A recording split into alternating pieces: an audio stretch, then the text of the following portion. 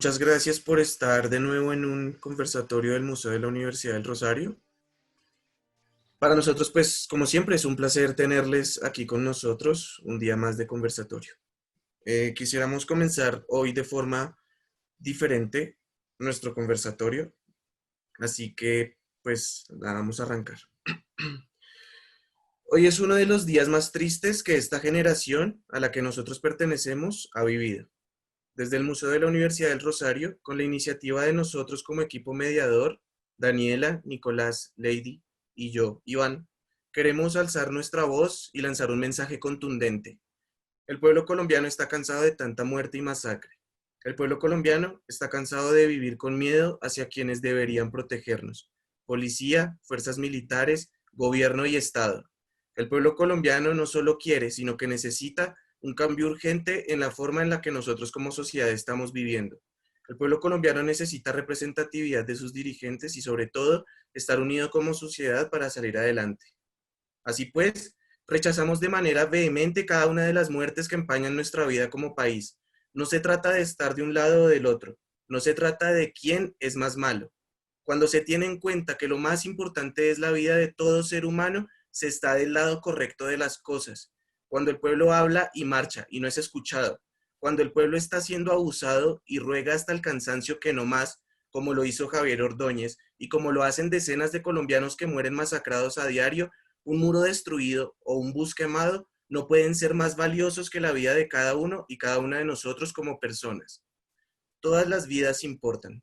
No más masacres en nuestro país y, como diría Simón Bolívar, maldito sea el soldado que vuelva a las armas contra su pueblo. Si hiciéramos un minuto de silencio por cada uno de los 5.086 líderes asesinados en Colombia desde 1986, tendríamos que estar 85 horas en silencio. Si hiciéramos un minuto de silencio por más de las 9 millones de víctimas del conflicto armado colombiano, tendríamos que estar 17 años en silencio. En estos momentos es cuando más unidos deberíamos de estar, cuando debemos comprender que más allá de los partidos son importantes las vidas. Ahora deben de existir profundos cambios en nuestra sociedad, en las instituciones, en el Estado, pero también en el pueblo colombiano, en sus corazones y mentes, que debe alejarse de esta violencia fratricida. Pero es mejor hacer que el sentimiento sea palabra. Para ello quiero compartirles un fragmento de uno de los poemas de Miguel Hernández, Sentados sobre los muertos.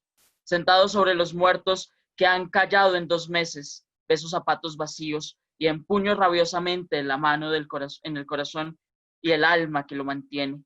Que mi voz suba a los montes y baje a la tierra y truene. Eso pide mi garganta desde ahora y desde siempre. Les invitamos a tener un minuto de silencio en memoria no solamente de todos los líderes sociales asesinados, todas las masacres que han acontecido en el país en los últimos meses, sino de manera especial por todas las personas que el día de ayer lamentablemente encontraron su destino fatal. Entonces, hagamos un minuto de silencio en memoria de todos ellos.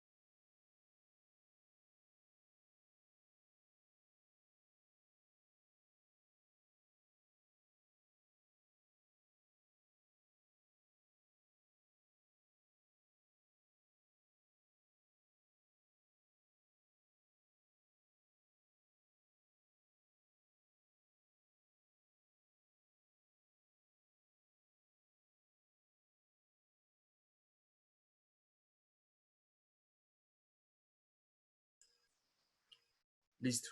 Muchas gracias y adelante. Pues el día de hoy nos acompañan dos personas muy especiales.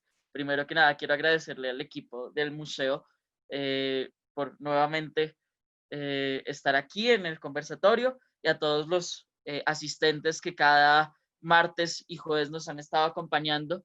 Entonces, pues sin dar más vueltas al asunto, quiero presentarles a nuestros invitados del día de hoy.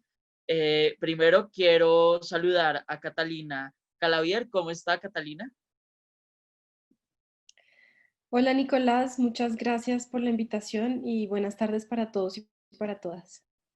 Y asimismo quiero saludar a Enrique Rincón. ¿Cómo está, Enrique? Hola Nicolás, Daniela, Iván, muchas gracias. Estoy muy bien. Gracias también por la invitación y un saludo a todas las personas que nos están viendo. Bueno, antes de comenzar, yo quisiera que ustedes nos contaran un poco sobre ustedes, a qué se dedican, qué son, y luego le daremos paso a la presentación que ustedes nos han traído el día de hoy. Entonces, quisiera primero darle la palabra a Catalina y después a Enrique. Perfecto, muchas gracias por darnos la palabra para la autopresentación. Yo soy Catalina Cavelier, como muchos de ustedes vieron, tengo una formación en antropología, en historia, hice estudios de maestría en estudios de patrimonio cultural y en los últimos 4 años largos me he dedicado a procesos, digamos, de gestión y de salvaguardia del patrimonio cultural inmaterial en Bogotá particularmente.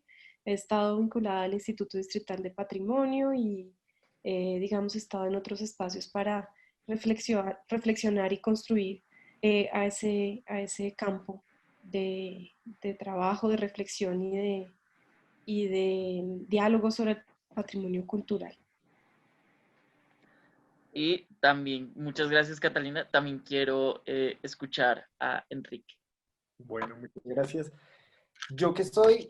¿Qué hago? Pues yo soy Enrique, soy rolo, bogotano. También tengo una formación en antropología. Tengo también, además, una maestría en antropología. Y mis objetos de reflexión siempre ha sido la ciudad, como un hábitat amplio. Y también unas preguntas que rondan en torno a cómo se construyen las subjetividades, ¿cierto? También unos contextos de marginalidad, de desigualdades, digamos que me ha aproximado siempre desde un ambiente como de etnógrafo, más a veces, y he tenido la fortuna de acompañar procesos sociales, procesos comunitarios que reflexionan en torno a su relación con el territorio, que tratan de generar herramientas participativas de diálogo para generar mecanismos de convivencia, generar formas de apropiación del territorio, resignificar sus vidas y construir un horizonte común. Eso es lo que hago. Muchas gracias a los dos. Pues yo creo que ya nosotros les cedemos la palabra para que nos cuenten un poco de lo que venimos a hablar el día de hoy. Perfecto, les voy a compartir mi pantalla. Perdón, pero la tecnología me atropella. Perdón si ven mi escritorio o algo así. Ahí están viendo la presentación. Sí, ahí vemos la presentación perfectamente. Ok, ¿todavía la están viendo? Bien, muchas Sí, gracias. sí, señora. Bueno, voy a empezar primero tomando la palabra. No sin antes agradecerles al equipo de mediadores, a la Universidad del Rosario, a Ingrid, que nos han invitado a compartir algunas reflexiones el día de hoy y a ser parte de esta celebración del Mes del Patrimonio. Y hoy les traemos una propuesta para reflexionar. Ya veremos cómo vamos construyendo, pero con base en la presentación o en la introducción que ustedes hicieron del día de hoy, quisiera decir que, aunque inicialmente parezca una discusión un poco técnica, creo que no es ajena a esta reflexión que nos han planteado al inicio de la presentación sobre el momento que estamos viviendo. Hemos titulado esta charla El patrimonio cultural inmaterial, ¿para qué? Desde los retos, potencialidades y horizontes para hacer ciudad. En primer lugar, queremos proponerles una introducción, un marco muy general sobre qué es el patrimonio cultural, especialmente desde una perspectiva crítica de este concepto. En segundo lugar, queremos proponerles también un encuadre sobre la ciudad, sobre Bogotá como objeto y como territorio, y queremos proponerles una reflexión de estas preguntas en torno a un caso particular de Bogotá que tiene que ver con la fiesta de Reyes Magos del barrio Egipto. Para cerrar, retomando la pregunta que propusimos en el título de esta charla, el patrimonio inmaterial para qué, horizontes, potencialidades y retos para hacer ciudad.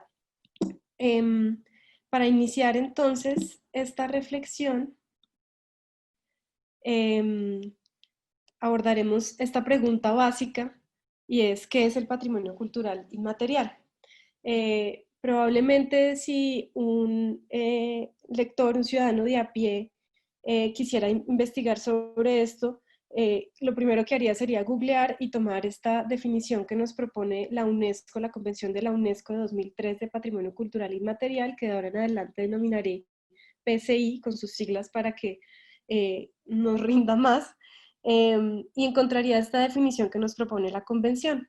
Se entiende por patrimonio cultural inmaterial los usos, representaciones, expresiones, conocimientos y técnicas, junto con los instrumentos, objetos, artefactos y espacios culturales que les son inherentes que algunas comunidades, grupos y en algunos casos individuos reconozcan como parte integrante de su patrimonio cultural.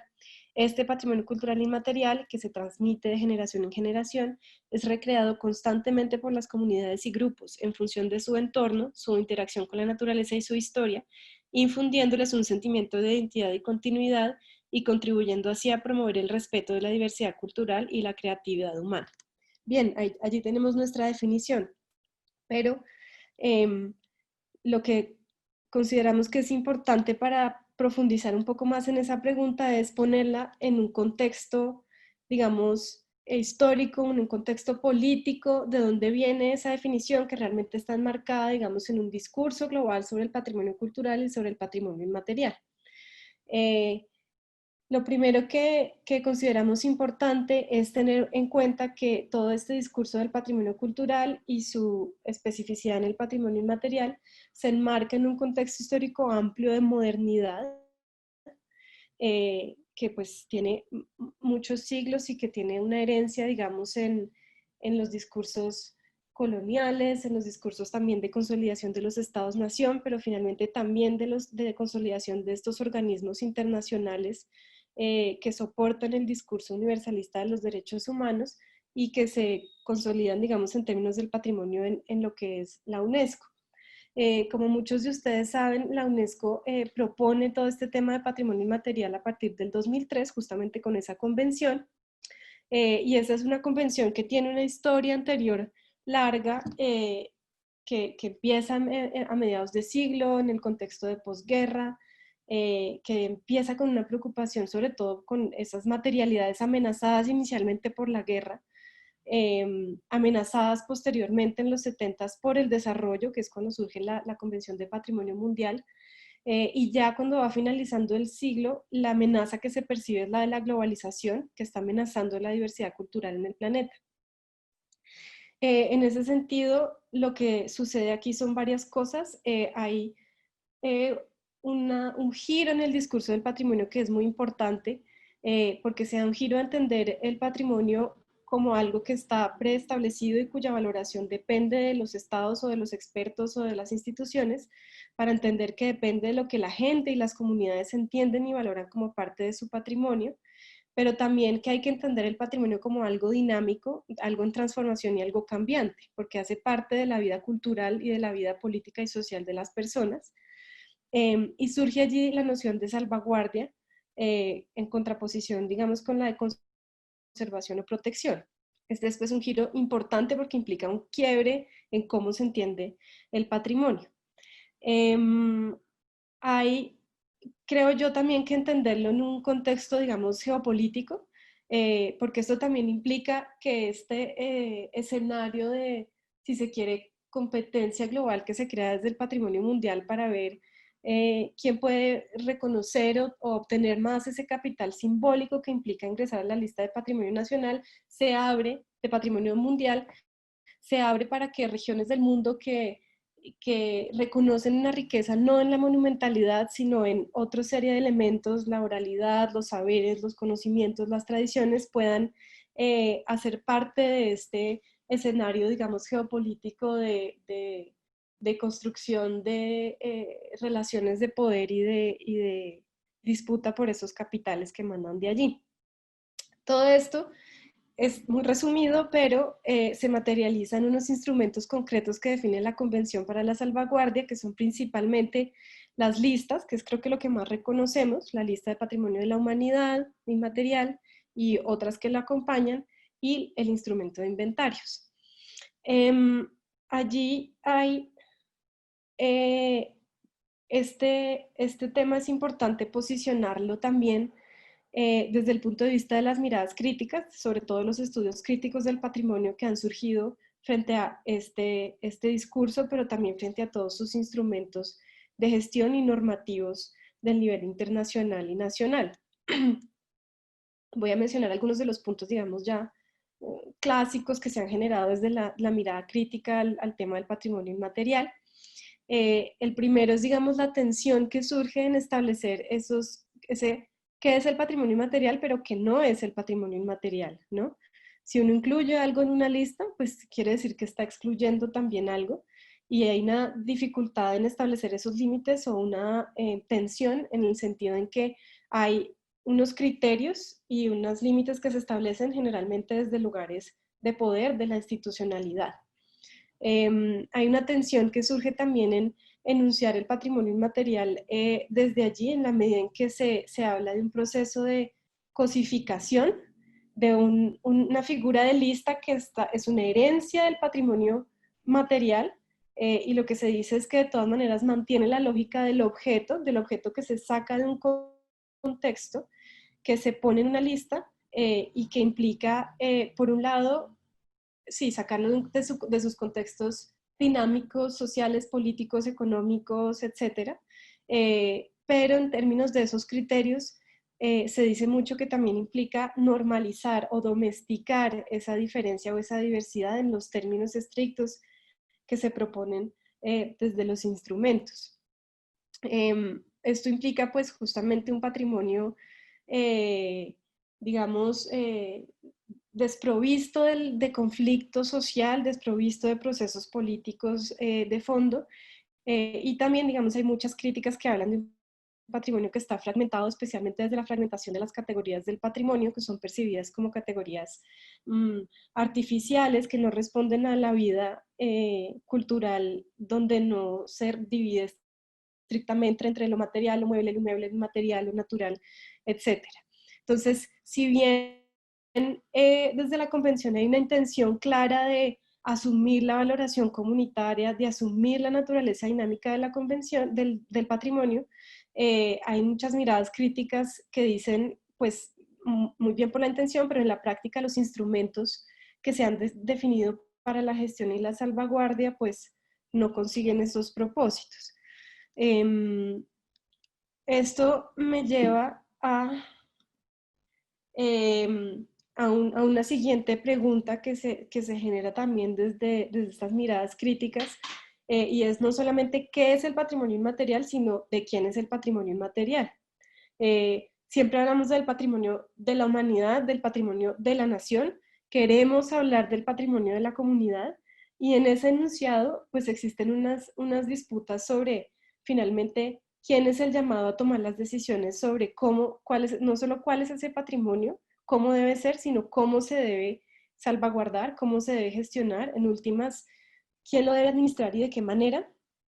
Y la pregunta de fondo también es, en ese ejercicio, pues, ¿quién finalmente es el que se beneficia de su activación desde el punto de vista del patrimonio, desde su enunciación como patrimonio? Porque pues no es un asunto solamente de incluir en el listado, sino pues de lo que eso implica en la vida real de la gente y de las comunidades y de las manifestaciones culturales. Porque digamos el patrimonio inmaterial, digamos, aunque hay estos giros, como ustedes saben, pues la noción de patrimonio está muy asociada al tema de la propiedad, en el origen, digamos, etimológico de la palabra patrimonio. Entonces, es, digamos, es una tensión constante en quién, de quién es eso. Estas pues, reflexiones muy rápidas para pensar, digamos, en dos ideas que van a orientar esta discusión y que van a orientar el caso que les vamos a proponer, y es la importancia de entender el patrimonio cultural inmaterial como un activo social, que se puede instrumentalizar, que se puede usar con diferentes fines políticos, sociales, comunitarios, etcétera, y que se teje en un campo de relaciones de poder donde todos esos actores sociales, personas e individuos no tienen los mismos capitales, tienen capitales políticos, económicos, simbólicos, sociales distintos. Y eso pues me lleva a esa segunda idea de la importancia de entender el patrimonio inmaterial como un campo de disputa de sentidos que pues justamente se teje en un escenario de relaciones de poder. Esas son como ideas que vamos a ir hilando de aquí en adelante y a través de las cuales vamos a proponer el análisis del caso que les queremos traer. Le doy la palabra a Enrique. Este es como el encuadre así muy rápido que queríamos proponer para pensar en el concepto. Bueno, y una definición, perdón, que recoge parte, digamos, de esta postura, pero que nos parece que es pues, muy interesante para pensar el tema del patrimonio, no solo inmaterial, sino en general. La voy a leer rápido y es: el patrimonio cultural puede ser definido como una construcción social entendida esta como la selección simbólica, subjetiva, procesual y reflexiva de elementos culturales del pasado que mediante mecanismos de mediación, conflicto, diálogo y negociación donde participan diversos agentes sociales son reciclados, adaptados, refuncionalizados, redituados, revitalizados, reconstruidos o reinventados en un contexto de modernidad. Entonces es como un poco el encuadre que queremos proponerles. Ahora, lo que a mí también me gustaría proponer es que este discurso del patrimonio inmaterial se tiene que aterrizar en los contextos particulares donde empieza a articularse con un montón de dinámicas que no podemos obviar y que muchas veces le imprimen un contenido propio a la forma en cómo se interpreta y se, digamos, moviliza el discurso del patrimonio cultural inmaterial. En ese sentido, proponemos a Bogotá como escenario desde donde partimos como las reflexiones y también donde aterrizamos las reflexiones del patrimonio cultural inmaterial. Y ahí volvemos a la idea que tenía Richard Sennett, en la que nos propone entender la ciudad como una geografía urbana y en estos casos fragmentada y discontinua, ¿no? Y esa fragmentación se ve desde lo físico y guiada por unos ideales estéticos, económicos y también de unos paradigmas de seguridad que empiezan a darle forma precisamente, o que son los criterios esenciales a través de los cuales se les da forma a las ciudades hoy en día, ¿cierto? En ese espacio es donde se entrecruzan relaciones de poderes que necesariamente deben estar conectadas con estos contextos del neoliberalismo, de los estados neoliberales y un capitalismo internacional. Desde ese lugar también es donde se construyen o se generan asimetrías entre los sujetos que habitan la ciudad y que le dan un significado, ¿no? No hablamos que todos tienen las mismas agencias, ni hablamos que todos tienen los mismos capitales políticos o culturales. Ahí es donde se notan las asimetrías, ¿cierto? Y en ese marco también es donde empieza a emerger y fortalecerse toda una lógica de ser una administración sobre la vida o una gestión sobre la diferencia, donde empieza a articularse y a pegarse todo un aparato normativo a través del cual el Estado incide en la vida de la gente que habita la ciudad y que le da ese contenido, ¿no?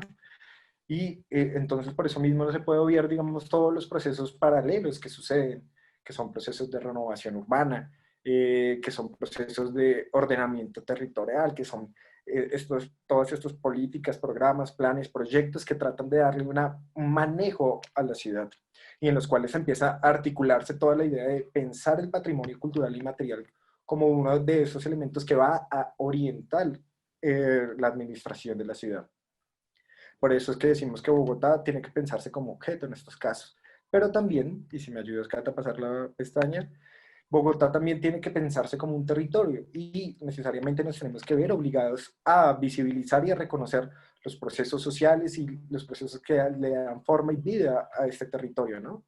De ahí que también tengamos que visibilizar o entender o reconocer cómo la gente construye esos vínculos sociales de tipo comunitario, ¿cierto? Que forjan una identidad o un tipo de grupo y con unas formas de hacer y estar definidas y con los cuales también en paralelo surgen estos, digamos, fricciones o conflictos. Digamos, nosotros no romantizamos esas lecturas, ¿cierto? También eso nos ayuda a ser conscientes, digamos, de las formas de desigualdad histórica, las marginalidades y las exclusiones que también definen la ciudad. Acá colocábamos dos imágenes evocativas de esto mismo, ¿no? Una ciudad a la izquierda como planeada, ordenada, ¿cierto? Por segmentos que se puede abrir, que se puede tocar casi quirúrgicamente para ordenarla, ¿cierto? Para definir cómo se da su vida misma. Y al lado derecho una también representación de otra forma de comprensión y relación con el territorio. Y eso es algo que hay, sobre lo cual uno tiene que generar una conciencia porque ahí es donde se aterriza, digamos, todo el discurso también del patrimonio cultural inmaterial. ¿Listo? Ahora queremos pasar a hablarles específicamente de una festividad que tomamos como ejemplo para, digamos, poner en su lugar como todas estas tensiones y estas reflexiones de por qué el patrimonio cultural inmaterial se puede pensar como un activo social, ¿cierto? Y por qué el patrimonio cultural inmaterial además es un campo de disputa. Listo. Estas unas imágenes que ilustran algunos de los elementos centrales de la fiesta de Reyes Magos. Espero que ustedes hayan ido alguna vez a esta fiesta que se celebra el primer fin de semana del año, ¿cierto? El 6 de Reyes, donde se celebra arriba en Egipto. Eso es una cuña radial para que por favor puedan ir y visitarla y celebrarla y tomarse toda la chicha que puedan. ¿Qué es esta fiesta y de dónde viene? Les voy a contar rápidamente. Esta fiesta tiene más de 5 siglos de antigüedad, podría decirse. Surge, digamos, precisamente de estas tradiciones ibéricas que llegan con las ocupaciones españolas y que mezclan elementos de orden sagrado y secular. Se funda precisamente en, digamos, lo que sería también llamada la ermita de Egipto, que era también, digamos, el territorio de los marginados, de la gente que no tenía zapatos para recibir como misa oficial en la catedral principal. Entonces allá iban arriba a recibir, digamos, la adoctrinación. Allí también entonces es donde se empieza a vivir la fiesta. Al principio es una festividad religiosa, mezcla unos saberes y unas prácticas también indígenas que al día de hoy siguen estando presentes, que se resignifican, obviamente. Unos elementos centrales, el maíz y la chicha, ¿cierto? Pero desde allí vienen unos elementos históricos, unos valores sociales y unos sentidos de la fiesta que es importante empezar a reconocer, ¿no? De ahí que la gente entienda o signifique su tejido, digamos, las formas en que se relaciona con la fiesta, las formas como entiende su relación con la gente que habita, digamos, este territorio, como el vecino, ¿cierto? Pero desde una solidaridad, pero también desde una condición muy particular de sentirse también al margen un poco de la ciudad, en la periferia, ¿no? Es gente que tiene una historia en común y es un lugar donde se hace un reconocimiento y una reinterpretación de esos procesos históricos. Esta fiesta, además, digamos, a medida que se da, digamos, toda su historia, también empieza a tener una serie de transformaciones, particularmente hacia el siglo XX, empieza a mezclarse, digamos, elementos ya de la cultura popular. Bogotá en esa época se abre a toda esa ola de migraciones, también de unas poblaciones excluidas y perseguidas por la violencia. A esos territorios también es donde llegan, y llegan con ese acervo cultural, y si lo imprimen también a las festividades, la música, el baile, los juegos. Eso hace que, digamos, se distancie un poco del contenido religioso sagrado a un aspecto mucho más festivo y folclórico, ¿no? no obstante, muchos de esos elementos sagrados permanecen, digamos. Ahí está la misa campal, que es de esos eventos que hoy en día no se ven, por un tipo de normativas que más adelante trata de, el auto sacramental, que es una representación del teatro medieval, y una forma de procesión religiosa que recorren no solamente, digamos, lo que hoy entendemos como el barrio, sino que conecta distintos puntos de la ciudad, memorias y narrativas a su vez, ¿no? Las transformaciones que se dan en la fiesta también conllevan digamos, a que se hagan unas revaloraciones de sus elementos y la forma en que la gente entiende sus relaciones con ella y con sus vecinos. Eso, digamos, hacia mediados de la década del 80 y 90 empiezan a darse unas transformaciones también fuertes en el territorio, de tipo, digamos, urbanístico, por visiones que se tenían sobre cómo debe proyectarle la ciudad, casi una Bogotá 2.0, y digamos, uno de los hitos importantes es la construcción de la avenida Circunvalar, y eso hace que un espacio tan importante como es el mercado o la plaza de mercado de Egipto, que se realizaba precisamente al frente de la iglesia, desapareciera. En ese mercado llegaban todas las migraciones campesinas de los pueblos de Oriente y era uno de los puntos, fuentes de conectar esa ruralidad y con esas otras características culturales a la ciudad. Empieza, digamos, a vincularse a otra gente, que es la Bavaria, la empresa privada, y ellos empiezan a generar toda una presión para que sea la cerveza la que se posicione y pierda su lugar lo que sería la chicha, que era una de las bebidas tradicionales, es una de las bebidas tradicionales, pero además, digamos, en los 90, una de las cosas importantes que suceden en Bogotá es precisamente el despliegue de ese aparato normativo para, digamos, regular la forma en que llevamos la vida, ¿cierto? De ahí emergen políticas como, digamos, las nociones de convivencia, pero también de estar y ocupar la ciudad. Entonces ya no se puede realizar, o hay un montón de regulaciones que empiezan a operar sobre lo que definen ahora como eventos culturales que suceden en el espacio público. Algunas de las fotografías que trajimos acá para mostrar los elementos de la fiesta, la deliciosa chicha que los invitamos a tomar, la foto que es arriba a la derecha, que es el auto sacramental, la representación de lo vivo, que anuncia en el que se da la epifanía y la revelación del Salvador, la gastronomía precisamente que mezcla muchas de las tradiciones criollas.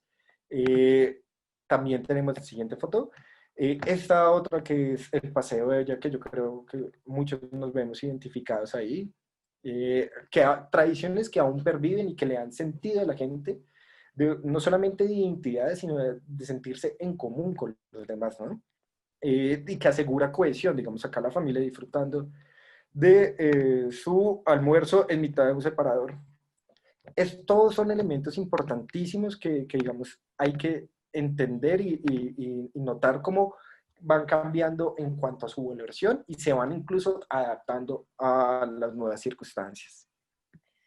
Sí, esta foto es muy interesante porque es que nos habla justamente de cómo algo que por ejemplo, a veces ves simplemente como un evento, una fiesta, pues realmente está comunicando formas de vivir y de estar en la ciudad. O sea, a mí me parece increíble que haya un paseo de olla en un separador vial, de algo que uno, o sea, que es una cosa, una tradición, digamos, campesina y de ciudad de mucho tiempo, y como que se busca el espacio y se recrean los espacios más insólitos y más inesperados. Eh, para seguir con esta conversación, quisiéramos contarles algunas de las tensiones y disputas por el significado y el sentido de la fiesta que nosotros encontramos cuando empezamos a aproximarnos a este contexto, que no les contamos, pero eso fue por allá en el 2017, 2018. Y efectivamente encontramos que había muchas visiones distintas y en tensión sobre qué es lo que es esa fiesta, cómo debe ser esa tradición, qué es lo que es tradicional y cuál es el lugar de cada uno de los actores sociales en esa fiesta. Aquí hay un esquema pues muy básico, pero de más o menos cuáles son como esos distintos actores. Evidentemente pues está la administración pública en sus distintas ramas, sobre todo como patrocinadora hoy en día de la fiesta, pero bueno, ahí hay como distintos niveles. Hay una comunidad, pero es una comunidad que en sí misma es heterogénea, que tiene distintos sectores y procesos. Está la iglesia, por supuesto, que todavía tiene un papel allí, porque está la parroquia, está la iglesia, que además es un elemento de integralidad del patrimonio muy interesante porque es indisociable de la fiesta. Y está también el sector privado en distintos momentos de la historia de la fiesta. Allí entonces encontramos pues cosas muy interesantes, como por ejemplo unas visiones, unas tensiones históricas, por ejemplo, que tienen que ver con lo que ya mencionó Enrique, que es el tema de la chicha con respecto a la cerveza y la resistencia de ese elemento indígena a través del tiempo. Las visiones diversas dentro de la comunidad sobre quién es el llamado a participar o a tomar decisiones sobre eso. Hay un comité, pero hay otras personas que no están allí adentro, hay figuras como la Junta de Acción Comunal, hay figuras como las mutuales, que son organizaciones barriales, están los jóvenes que tienen unas miradas distintas. Ahí hay, digamos, unas tensiones muy interesantes que surgen en términos de las normas consuetudinarias, o sea, las normas de costumbre de cómo se ha hecho históricamente la fiesta y cómo eso entra en una fuerte tensión con las normas legales, pero también con los modelos de gestión pública que tienen que ver con la inversión del recurso, que necesariamente no son flexibles y no tienen la posibilidad de sensibilizarse o de adaptarse a las dinámicas del patrimonio. Voy a plantearles algunos ejemplos de esas tensiones. Aquí, por ejemplo, vemos unas fotografías, las que están horizontales, que son de esta representación teatral que nos comentaba Enrique, que se denomina el auto sacramental, que representa justamente la llegada de los reyes al nacimiento del niño Jesús. Aquí hay distintas generaciones, la foto de abajo pues es muy reciente y la de arriba es creo que de los 70s o 60s si no me equivoco, y nos muestra pues justamente el proceso de transmisión intergeneracional de este elemento. En la derecha vemos una foto de la procesión religiosa, pero estos son elementos que no están desprovistos de transformación, pero también de conflicto. Por ejemplo, el tema de la procesión era algo que suscitaba mucho nostalgia, pero también descontento, porque es una procesión que anteriormente tenía un recorrido larguísimo y por las dificultades de uso del espacio público se ha ido reduciendo. Hoy en día solo se hace desde la Plaza Rumichaca hasta la Iglesia de Egipto, pero antes eso iba hasta el Instituto Roosevelt, era mucho más larga. El tema del auto sacramental también es algo que se ha ido debilitando a través del tiempo, y cuando nosotros tuvimos la oportunidad de estar en este ejercicio investigativo, estuvo, digamos, incluso en riesgo de no hacerse el auto sacramental, porque debía luchar un espacio en un escenario que estaba más pensado para la música, para el espectáculo y no para el espacio de representación teatral asociado a la religiosidad. Y eso ya se veía como algo secundario, donde el modelo de gestión de recursos contemplaba un operador que no veía eso como algo tan fundamental, pero resulta que para parte de la comunidad eso era el sentido último de la fiesta de Reyes Magos, era algo que es algo pues, que como ustedes ven se ha transmitido a través del tiempo, pero pues, que ha sido amenazado por la visión más de evento cultural y de espectáculo que ha tomado en los últimos años la fiesta, incluso con eventos pues, de personajes reconocidos, de, no sé, personas de Yo Me Llamo, de, no sé, de más como un festival grande que emula pues, otros festivales cualquiera, pero que no tiene en cuenta las particularidades de lo que ha sido históricamente esta fiesta. Otro ejemplo interesante es el que tiene que ver con la quema del diablo. Desde hace varias décadas, esta fiesta contemplaba una tradición muy parecida no sé, al Año Viejo, a la quema del Año Viejo, y era la quema de un personaje que pues en cada año representaba una idea distinta del año que finalizaba, que se quería dejar atrás. En esta foto ven que es el diablo de la extorsión, del chantaje. Hay otros que, bueno, que tienen otros temas, la corrupción. tenía, digamos, esto un valor simbólico muy importante en términos del símbolo de renovación del nuevo ciclo que iniciaba, ¿no? Por estas disposiciones de regulación del espacio público y de la pólvora, en las últimas décadas, pues la quema del diablo desapareció y fue reemplazada por un espectáculo de pirotecnia, que en muchos años está siempre en riesgo porque es supremamente costoso, porque como ustedes saben, pues eso tiene que ser contratado pues con alguien que tenga todas las certificaciones y el conocimiento del caso. Entonces, hay un proceso, digamos, no necesariamente malo de transformación de la fiesta, pero uno sí ve que hay una pérdida del referente y de la eficacia simbólica que tenía ese elemento en la fiesta, y en el sentido de celebrarla y de reunirse para dejar atrás y reiniciar un nuevo ciclo en comunidad. Aquí hay otra foto interesante que nos habla, por ejemplo, de las miradas diversas que hay o que encontramos entre distintas generaciones en la fiesta. Egipto es un barrio que tiene unos procesos, digamos, sociales y culturales impulsados por los jóvenes que son muy fuertes, que entre otras cosas tienen una expresión muy clara en temas como el hip hop, como el graffiti, y son nuevas propuestas de los jóvenes que justamente están reivindicando su lugar en la ciudad, reivindicando su lugar en el centro histórico, desde un reconocimiento de esa historia propia. Si ustedes vieron cuando empezamos a hablar de la fiesta, había un graffiti que decía pura chicha, este habla del 6 de Reyes, y hay muchas expresiones así que están reivindicando esa historia propia y esa historia compartida. Y cuando los jóvenes han buscado posicionar su espacio en la fiesta, pues ellos tienen que, digamos, lucharse ese espacio. Por un lado, están algunas visiones desde la comunidad de los mayores que consideran que expresiones como el hip hop no deben tener un lugar allí porque eso no es lo tradicional, esa no es la tradición que ellos conocen. Por otro lado, deben encontrarse y lucharse un espacio desde ese escenario que se piensa con artistas nacionales, artistas de la ciudad, pero que no tienen necesariamente un espacio para el arte local, o para la música, pues las expresiones musicales que ellos posicionan con una conciencia, digamos, política del territorio. Entonces, ahí hay un escenario muy interesante de disputa sobre lo que es la tradición, y unas reivindicaciones de los jóvenes que yo creo que son muy valiosas porque ellos están reclamando un lugar en esa fiesta. Ellos reconocen que eso es un elemento muy interesante, pero que deben leerlo y resignificarlo desde sus procesos contemporáneos.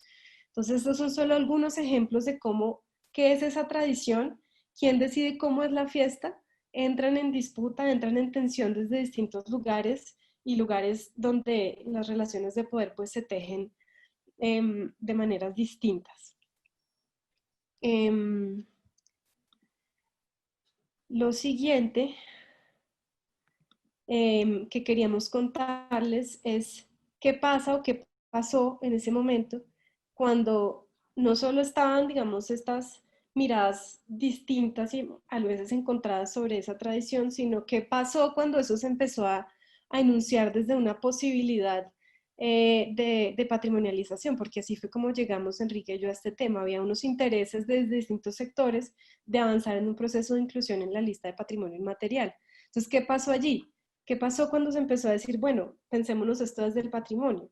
Pues efectivamente se manifestaron una serie de expectativas, de intereses con respecto a qué podría salir de allí, independientemente de si se conocía o se desconocía lo que eso implicaba. Entonces, evidentemente había unas expectativas y unas agendas muy claras desde el turismo y desde una mirada, pues, donde la localidad de La Candelaria, pues, está muy involucrada en las dinámicas del turismo en la ciudad, evidentemente, y las agendas políticas que buscan posicionarlo. Muchos actores distintos, tanto comunitarios como institucionales, tenían una expectativa de beneficio económico, individuales, no sé, las personas que tienen puestos de venta o justamente conectado con la agenda del turismo. Había algunos actores particulares que también entendían que esto podía tener réditos políticos a nivel electoral, incluso desde la política local. Y también había unas visiones comunitarias muy interesantes, donde había una conciencia que este proceso podía llevar efectivamente a fortalecer ese tejido y a restablecer algunos de ese vínculo y de ese sentido simbólico que tenía la fiesta, o a recuperar algunas de esas prácticas desaparecidas o fortalecer algunas debilitadas, a volver a ganar un lugar de agencia propia de toma de decisiones que se percibía como perdido por las dificultades de interlocución con la institucionalidad. Y en últimas, de algo que hemos denominado un derecho al territorio.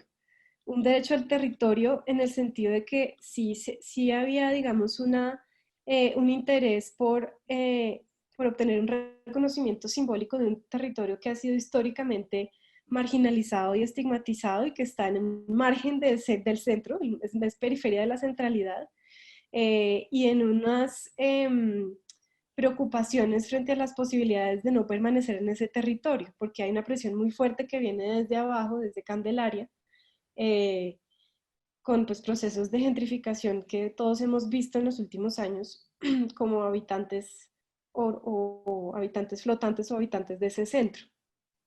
Entonces, pues todo esto para contarles, digamos, cómo en la práctica, qué pasa, digamos, cuando el patrimonio inmaterial lo miramos desde ese filtro o desde esta propuesta que les hacemos de entender que es un campo de disputa política, que es un campo de tensión social y de tensión de disputa por el capital, de los distintos tipos de capitales que emanan de enunciar la cultura desde el patrimonio, de entender que eso es un reconocimiento, pero eso genera una serie de cosas, ¿no? Allí, bueno, tenemos esta foto que Enrique quería como comentarnos. Claro, y es que precisamente creo que de acá es donde también volvemos hacia el título de para qué el PCI, cuáles son sus horizontes y sus posibilidades. Esto es una de las vistas que se ve desde la parte alta de Egipto y que nos deja ver ese mundo desde los ojos de las personas que le dan vida a la fiesta, ¿cierto? Que son portadores de esta tradición. Y eso nos recuerda precisamente la periferia, el margen desde donde se está viviendo, la presencia del centro histórico y no necesariamente, digamos, la presión de la ciudad construida desde abajo, ¿no? Sino desde arriba, porque esta es una visión que viene de los grandes proyectos urbanos, desde los grandes proyectos de ciudad, desde la idea de un urbanismo que plantea una ciudad moderna, estética, deseada, ¿cierto? Y allí es donde también la gente trata de encontrar apropiar ese nuevo discurso del patrimonio para generar nuevos sentidos, para fortalecer sus derechos o, digamos, sus visiones sobre su identidad, para situarse en el territorio, para defender su presencia, para construir nuevas apuestas de hacer comunidad, pese a todos los conflictos o, digamos, contradicciones que están presentes acá. Pobreza, precariedad, marginalidad, peligro, riesgo, exclusión, estigmatización, ¿cierto? Y por eso es donde entonces toma sentido que el PCI también sirva para ser ciudad, ¿cierto? Desde ahí, si quieres, Cata, el siguiente. Desde ahí es donde la gente también está apostando para hacer un lugar para los comunes, para hacer una construcción de vínculos y de relatos mucho más amplios que muestren precisamente esas diversidades, un lugar desde donde poder agenciarse e incidir en la forma en que se ordena la vida, ¿cierto? Y se toman las decisiones sobre sus lugares comunes, un lugar digamos, de reivindicaciones históricas, de dejar de mirar a Egipto como el lugar peligroso, como el lugar que hay que huir, el lugar donde solo se corren rumores, ¿no? Ellos quieren mostrar otra cara de Egipto, mostrar esas luchas que tienen, ¿cierto? Mostrar precisamente esas resistencias que a pesar de los cambios, a pesar de pensar o anteponer como el interés económico, la gente quiere mantener sus tradiciones vivas, ¿no? Seguramente con otros pesos y otros lugares, pero desde ahí se hacen unos escenarios de resistencia. un lugar de negociaciones, de generación de acuerdos ante todo. Y finalmente, pues es un lugar desde el cual se puede construir un proyecto para hacer un buen vivir en la ciudad. Entonces nosotros entendemos que hay una reflexión muy interesante en ese sentido de el para qué de un PCI. Sí, yo Sí, aquí solo por, complementaría. digamos, bueno, No, dale. dale, Cata. Yo No sé, complementaría pronto con... em, estas ideas, porque, claro, al inicio digamos que les planteamos un panorama un poco gris del patrimonio inmaterial, es una mirada muy crítica, pero pues la verdad es que nosotros estamos en este baile y eso es lo que hacemos. Entonces, pues claro, hay que ser conscientes de esa carga que tiene, de esa carga como lugar que se puede usar desde que ha sido instrumentalizado desde el poder, que ha sido entendido como un dispositivo que administra la vida, que administra la diferencia y la cultura, pero también tiene unas posibilidades y unos horizontes para pensarse la ciudad. Y a la luz, digamos, del momento histórico que nos llama en este momento, pues yo creo que es importante que pensemos el patrimonio no solo como un lugar de disputa, sino como un lugar para reconocer esas diferencias y encontrar maneras de generar acuerdos y de tramitar esas diferencias y esas distintas miradas que tenemos sobre la vida en la ciudad y sobre la vida en comunidad. Entonces, creo que pues nos llama a entender que este tema del patrimonio no solamente pues nos llama al pasado, nos llama a entender el patrimonio material como lo que es bonito, que a veces pasa eso, sino como un espacio con muchas potencialidades para construir todo esto que estamos diciendo. No sé, Enrique, si quieres complementar. No, yo creo que estoy totalmente de acuerdo contigo y me siento recogido en tus palabras.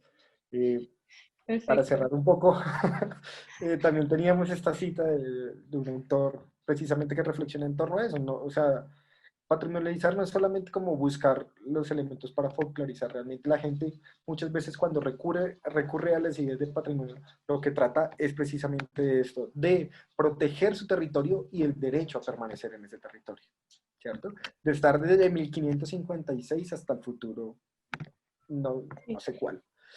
Y exacto. Y que la acción desde el patrimonio trasciende lo que entendemos como lo cultural, ¿no? Es mucho uh-huh, más amplio.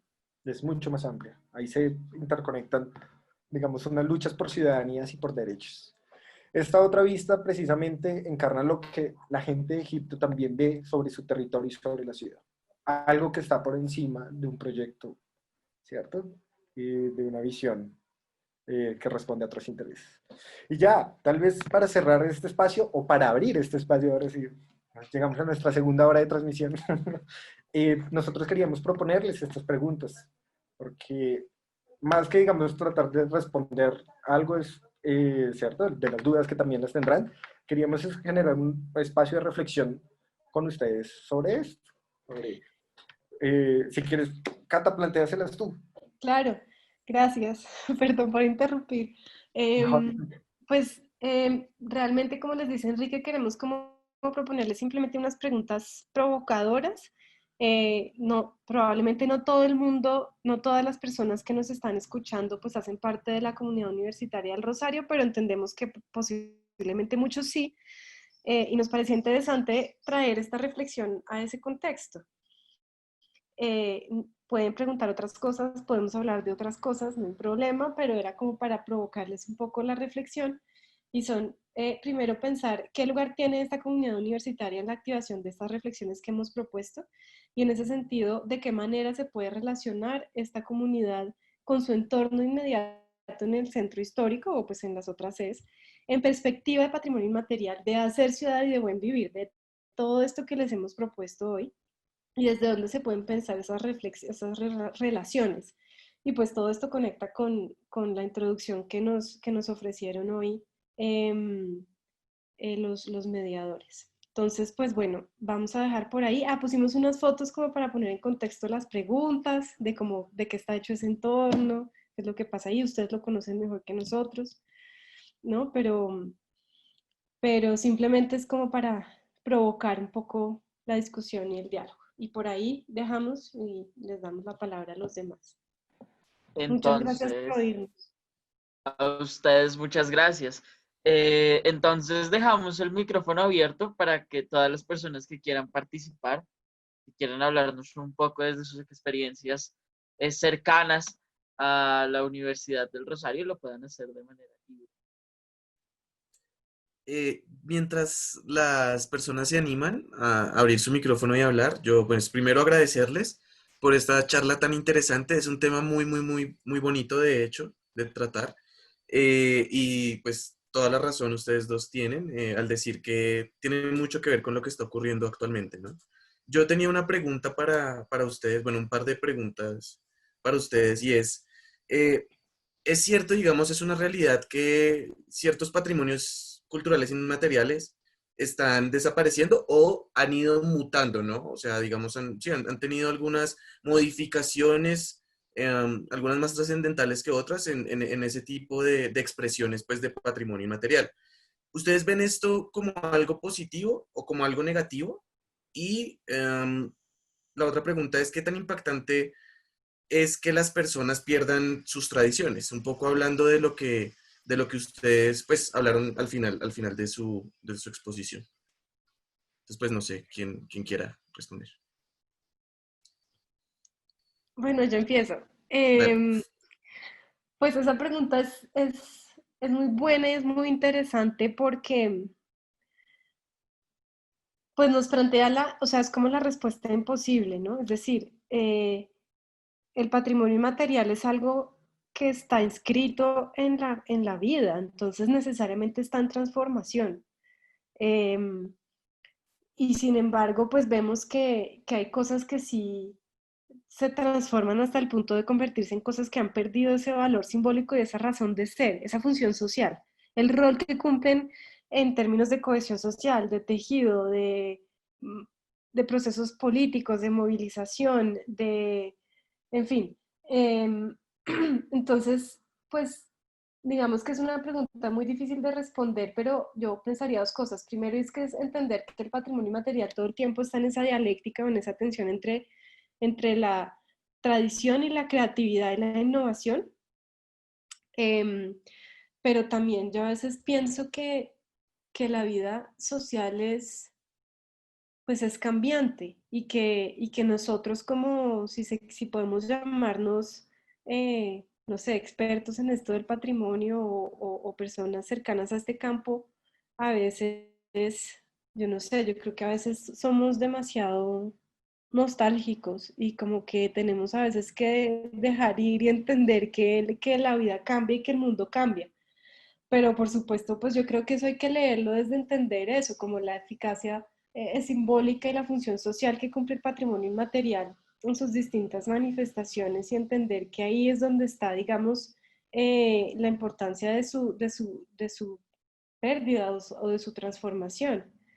Es justamente entender su papel y que tiene un eco más allá de la lista, más allá de lo que nos parece bonito, no sé, y que yo pensaría que nuestro rol en la salvaguardia es entenderlo desde allí, desde su base comunitaria y social para entender cuál es el papel que cumple y dónde está la acción. No sé, Enrique. Pues yo tengo una posición sobre eso. Yo digo que las transformaciones son parte de la dinámica de una manifestación cultural o de la vida. Y eso es, digamos, es inherente, digamos, que hayan estos procesos de transformación y reinterpretación sobre la tradición. Pero es muy diferente que las cosas cambien por decisión o acuerdo o deseo propio a que las cosas pasen por una influencia externa, ¿cierto? O por una imposición. Entonces ahí sí uno tiene que distinguir.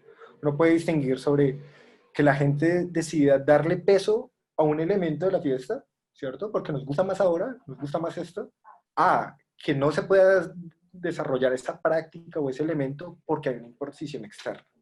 Pues hay unas transformaciones que son parte de la dinámica y surgen de los acuerdos, desacuerdos, disputas, tensiones que se dan al interior de la comunidad o los portadores de la tradición, ¿cierto? Pero hay otras transformaciones que no se asocian con eso, sino con precisamente de esos choques que empiezan a haber entre los procesos culturales locales, también con un motor y toda una maquinaria que responde a otros intereses y deviene de otros lugares. Entonces, esa sí es mi posición. Muchas gracias. Antes de darle la palabra a Iván, ¿será que, Catalina, podríamos poner allí en la pantalla las preguntas? Pues para tenerlas presentes, por favor. Sí, Sí, perdón, no si sé qué quieres. pasó. Dale, no te preocupes. Iván, puedes activar tu audio y te escuchamos. Bueno, muy buenas tardes, noches para todos. Muchas gracias a los integrantes del museo. Como siempre, muy atractivas y muy interesantes estos conversatorios. Y pues, más que una pregunta, yo quiero hacer un comentario o un pensamiento que tengo en este momento referente a lo que está pasando en el país y nada más adecuado que el tema que estamos tratando. Este mes yo he estado pendiente de todas las charlas y el patrimonio es tan nuestro y pues desafortunadamente la violencia que nos está dando tan duro en estos momentos o que siempre le ha dado al país, ¿no? Llevamos 60 años de violencia, 50 años, bueno, eh, está afectando el patrimonio. Ustedes nos explicaban en los pasados conversatorios qué pasó en el Bogotazo, por ejemplo, ¿sí? Cómo la violencia afectó nuestro patrimonio, se acabó el tranvía, se acabaron unos edificios muy emblemáticos de Bogotá, de la séptima, y ahora siempre que hay violencia, que nos están matando a los ciudadanos, que hay excesos de la autoridad o esto, el pueblo o la gente como que su forma de protestar es esa, es de pronto o inconsciente o conscientemente de pronto afectar el patrimonio. El Transmilenio, sirva o no sirva, pienso que es un patrimonio de los bogotanos. Los centros de atención inmediata, tienen más o menos de 30 a 40 años. Estos CAIS cuando se inventaron en Bogotá, hace este tiempo que yo digo, fueron sensación en Sudamérica. De pronto ya no funcionan como funcionaban en esa época. Pienso que también es patrimonio. Entonces, sí, esto desafortunadamente tiene que parar porque además de las vidas, que no hay nada más importante que la vida humana, también nos está afectando el patrimonio de nuestras ciudades. Esa era una reflexión que quería hacer y siempre muy interesante y me encantó lo de las fiestas de los Reyes Magos. Siempre he querido ir y uno con esta situación de pandemia y lo que se está viendo le dan a uno más ganas de ir y será un motivo para apenas se pueda ir a disfrutarlas de las fiestas de Reyes y Magos. Era eso. Muchas gracias a todos, muy interesante y la tienen muy clara. Muchas gracias. Muchas gracias a ti. A nuestros panelistas, a Catalina y Enrique, ¿ustedes cómo ven ese, digamos, ese aspecto respecto a lo que dice nuestro, pues, nuestro participante, Iván? Yo pienso que igual estas transformaciones y esa forma, digamos, de apropiarse del espacio, pues también hacen parte de lo que hablábamos ahorita, ¿no? Como de esa transformación quizá necesaria, entre comillas, en cuanto a la, pues al patrimonio se refiere. No sé ustedes qué opinen.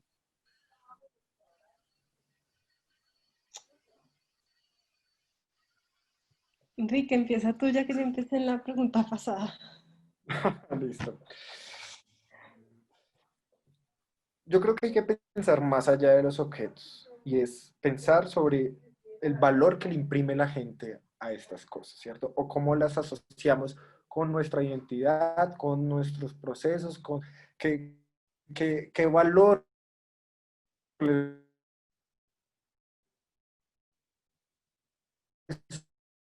Se está cortando, creo. Sí, sí, Se sí, te está tenemos cortando. problemas. ¿Enrique? ¿Enrique? Enrique, se te dejó de oír. Si quieren, yo tomo la palabra mientras Dale, si quieres, continúa tú mientras vuelve el internet de Enrique. restablece la conexión de Enrique. Perdón que estoy en la sombra, pero es que, bueno, em, no sé para dónde iba como Enrique con su reflexión, pero Pero la verdad es que yo siento que esto hay que pensarlo, pues justamente desde el patrimonio como un lugar, como lo dijimos hace un tiempo, para construir relatos de vida en común, o sea, para construir relatos también sobre el respeto del otro y el respeto de la vida, ¿sí? Em, y creo que eso tiene que ir, como dice Enrique, más allá del objeto. O sea, por supuesto hay una materialidad que es importante porque tiene un sentido simbólico para nosotros, ¿no? Pero yo creo que lo más, como esa idea de fondo que creo que está en el patrimonio como una herramienta para vivir juntos es esa, es el respeto y el respeto de la vida y el reconocimiento del otro, ¿no? Y de retejer ese vínculo que compartimos como habitantes de una ciudad y de un territorio. Y yo creo que por ahí pasa la reflexión. Enrique, ¿quisieras? Vol- Volví, ¿cierto? ¿Ya me Sí, sí, sí, escuchan? ya ahora sí, sí, señor. Sí, creo que apuntaba hacia lo mismo, digamos. Yo sé que los objetos son importantes y la materialidad es importante, pero creo que lo que determina y le da ese estatus también de patrimonio es el valor que nosotros le imprimimos a eso y la forma en que lo reconocemos como parte de nuestra identidad. Tal vez hoy Transmilenio sea un bien y un activo muy importante y seguramente tiene un valor social que le imprimimos y le damos un significado, no necesariamente positivo en todos los casos. Pero ante todo yo creo que más allá del objeto hay que reconocer cómo eso dialoga también con pues, el contexto en el que estamos. Y creo que en ese sentido, pues a mí me pesa que sucedan estas cosas, pero creo que por encima está la vida.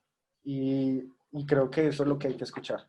Y digamos, en el marco de las manifestaciones, muchos de los objetos son intervenidos. O sea, la gente les imprime un sentido. Y eso también es lo que hay que reconocer. Y ese sentido lo que habla es precisamente de desacuerdos, de rabia, de dolor, de angustia. Y ante todo, digamos, el patrimonio nunca puede silenciar esas voces. Creo que de eso también se trata, de que el patrimonio sirva para dar cuenta de cómo la gente está pensando su vida. De hecho, creo que esa reflexión que nos propone Iván es interesante. O sea, yo quiero que quede claro que en ningún momento creo que esté bien la destrucción de los bienes públicos que compartimos. Eso también hace parte del vivir juntos en ciudad. Pero lo que quería plantearles es que creo que es muy interesante plantear estas reflexiones que nos hace Iván desde lo que ha pasado este año en el mundo, en la relación con los monumentos, ¿no? No sé si ya lo han reflexionado en otros encuentros, pero digamos que los monumentos en este tiempo se han convertido en vehículos para canalizar una serie de mensajes que se quieren comunicar. No sé si han visto que hay monumentos que han sido destruidos o que han sido reemplazados en todo el movimiento de las vidas negras importan, de Black Lives Matter. Eh, Aquí en Bogotá, por ejemplo, hubo unas expresiones que se hicieron desde los movimientos pro aborto en el Monumento a las Banderas. Entonces, claro, y hay una fina línea entre el acto de destrucción o el acto de resignificación y de leer el patrimonio como un vehículo que comunica una serie de mensajes y que podemos, como decía la cita, reciclar, reinventar, resignificar, etcétera, desde el respeto de ese símbolo, ¿no? Y de esa materialidad. Es verdad. Bueno, muchísimas gracias a ustedes. Y ya para, digamos, cerrar, quisiera, y me tomo el atrevimiento de modificarles sus preguntas. Muchas de las personas que nos ven a nosotros, pues de hecho, ni siquiera hacen parte de la Universidad del Rosario.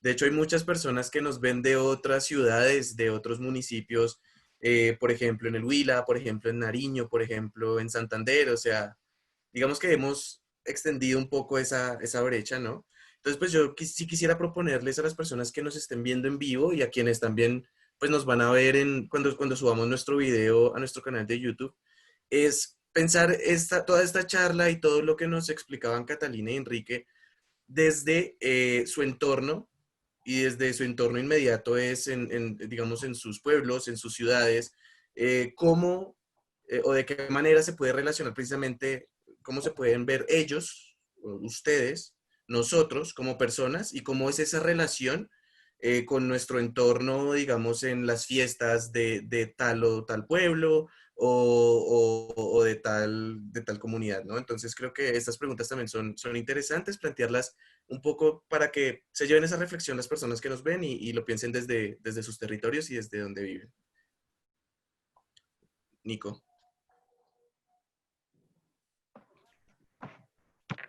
¿Listo? ¿Sí? Bueno, listo. Entonces, pues vamos a cerrar con, como es costumbre, con nuestras redes sociales del museo. De nuevo, extender el agradecimiento a nuestros panelistas. Muy interesante. Muchísimas gracias por su tiempo, por compartirnos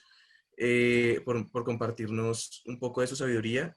Enrique, de verdad, muchas gracias. Y no más abuso policial. Esto tiene que quedar claro. Entonces antes de irnos, vamos a cerrar con nuestras redes sociales. Un segundito, voy a compartir pantalla. Un segundo. Listo, entonces primero aquí podemos ver nuestra página web del Museo de la Universidad del Rosario. La encuentran como urrosario.edu.co/museo. Aquí van a poder ver las diferentes exposiciones. También aquí en la pestaña de visita van a poder, digamos, entrar y separar un poco lo que son nuestros recorridos, que por el momento son virtuales. Pueden escribirnos a nuestro correo, el cual es visitasguiadas@urrosario.edu.co. Allí, pues, no solo para separar sus recorridos virtuales, sino también, pues, para escribirnos, contarnos sus pues, preguntas, comentarios, lo que sea. Allí estamos contestando. En Facebook nos encuentran como Museo de la Universidad del Rosario o @museo_ur.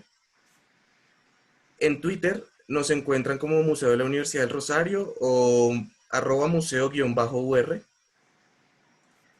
En Instagram nos encuentran también como museo_ur. Aquí estamos posteando todos los conversatorios que estamos teniendo, pues, y haciendo, digamos, cuñitas nuestras de eventos que realizamos y nuestros conversatorios para que nos sigan y estén allí pendientes todo el tiempo.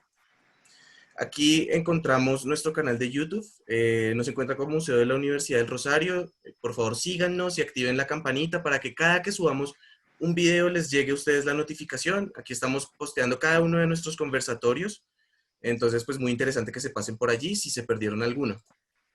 Y finalmente, presentarles, digamos, esta nueva plataforma en la que está incursionando el Museo de la Universidad del Rosario, el cual es Google Arts and Culture. Entonces aquí pues hay, digamos, material inédito, material propio del Museo de la Universidad del Rosario, el cual pues pueden entrar a revisar. Están algunas colecciones con cada una de sus descripciones, quién la realizó, etc. Entonces, pues nada, no siendo más, muchísimas gracias a todos y a todas por haber asistido. Muchísimas gracias a Nico también. Muchísimas gracias, Catarina. Muchísimas gracias, Enrique. Y bueno, que cese la violencia en nuestro país. Muchísimas gracias a todos y nos vemos en un próximo conversatorio del Museo de la Universidad del Rosario. Muchas gracias por la invitación y por escucharnos y permitirnos este espacio. Hasta la próxima. Hasta la próxima, Catarina. Muchas gracias. Que estén muy bien. Bien, Enrique, muchas gracias. Chao. Muchas Chao. gracias, Enrique. Hasta luego. Hasta luego.